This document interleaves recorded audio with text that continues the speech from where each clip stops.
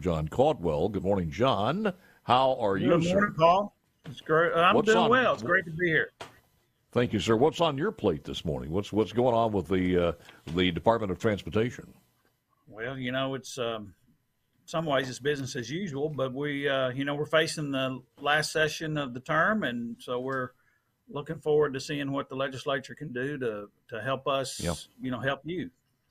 But Let me get this out of the challenge. way. First of all, what are your plans? Are you going to run again, or what's your plans? Yes, I'm filed to run again, and we're optimistic and ready for another term. And first term started off with COVID, so we're going to try to Mm-hmm. start this next term without a pandemic and get more done.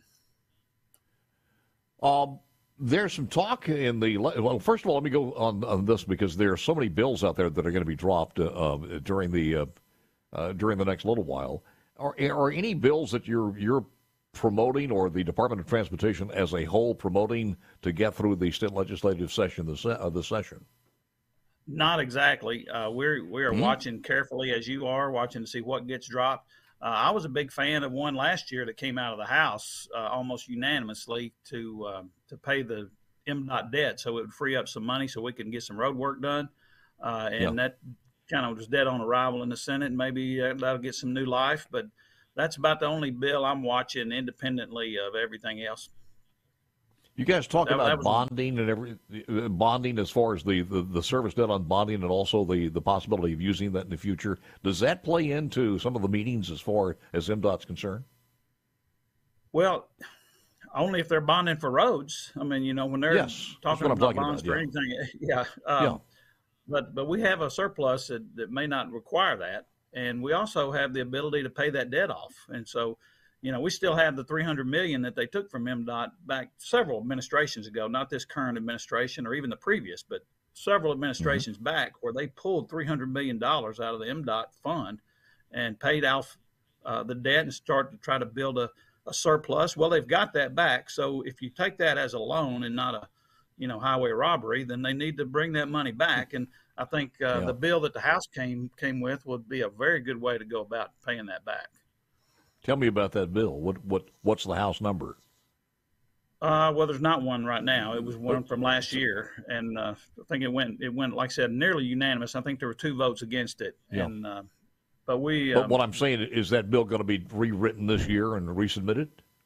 I don't know, but I'm hopeful. Yeah. Ask the Good Commissioner, C-Spark text line, what's the status on 4-lane expansion of Highway 7 south of Oxford? It's a death trap.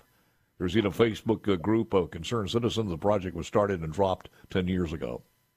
Absolutely. Yeah, we're very aware of that. We've actually hired engineers recently to revamp those plans because the plans are out of date.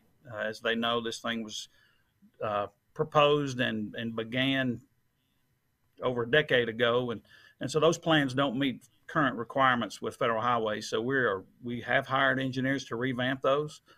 We are continuing with the final movement of utilities, so that project is alive and active. It is not funded, so when the engineering is funded, the movement of utilities is funded, the right of way is acquired. To try to get construction money for that is going to be one of our challenges. And that's what it is with every highway, and whether it's Highway 7, I always hesitate to go down those lists of 4, 6, 7, 12, 15, 22, 30, 45, 51, 55, 69, 72, 82, 145, 305, 309. You just have a laundry list of needs out there, and the money's very, very limited. So we're trying to find the best way to use that limited funds and try to find a way to get new revenue. Because our revenue has been so flat over the last 12 years, we just haven't been able to keep up with even a 2% inflation. And with current inflation, we're just dropping in the hole. I don't think anybody's talking anywhere in our state, and certainly I'm sure not even in some of in the blue states here, talking about really sitting down and deciding some type of different mathematical formula for electric vehicles. Even though on one side we're talking about electric vehicles, supplanting the tax on gasoline tax is one of those things that nobody's really talking about right now, are they? Well, Yes, they are talking about it, and we are talking about it. There's a lot of communication. Well, let me rephrase that. Everybody's been talking about it for a long time. Yes. Nobody's anywhere clear to some type of solution. We are not clear to a solution. You're correct. And it's probably going to take us at least, a year. So it's not going to be resolved in this legislative session, but I think it's time to start making formal efforts. I think the commission is going to ask the legislature to take some more formal looks at it. And I think they're already heading in that direction.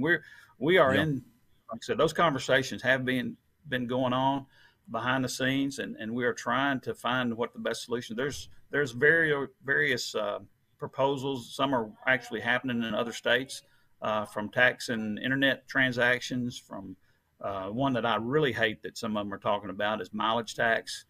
That's one that I'm just not a fan of in any way, shape, or form. But we got to look at something. Whether there's wheel tax options, but there are revenue issues that are going to be coming when you take a department we say we're user paid. The users of the highways, the gas guzzling vehicles pay for the highways.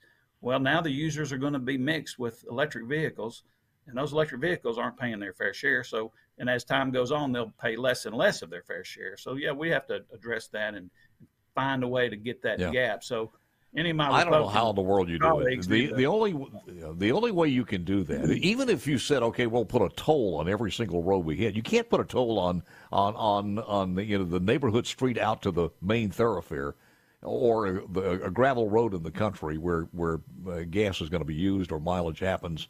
So you can't. The only way to do it is with mileage and some type of a box to monitor how many miles you've gone. And boy, that is really intrusive on personal freedoms. Really and not a fan. It's really going to be really, really difficult. Yeah, you're going to start not just the mileage of Mississippians. You're going to track the mileage of an Alabaman that comes across the state line and get his tax money. Yeah. So there's a lot of variables that we have not found the solution to on that revenue side. Yeah. But again, go ahead.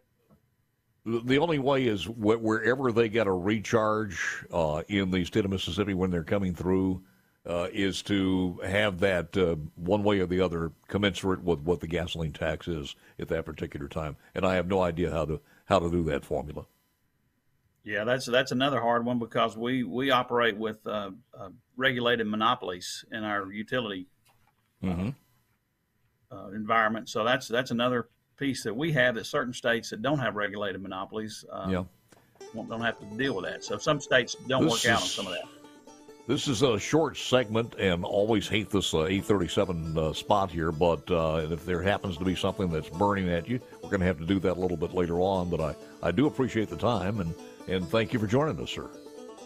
All right, Paul. Well, I appreciate it. And, if we just need to talk more about highways and, some of these other subject matters keep kind of sucking the oxygen out of the room. And we need to remember that the highways and infrastructure of the highways and interstates are important to Mississippi's people. You absolutely are right.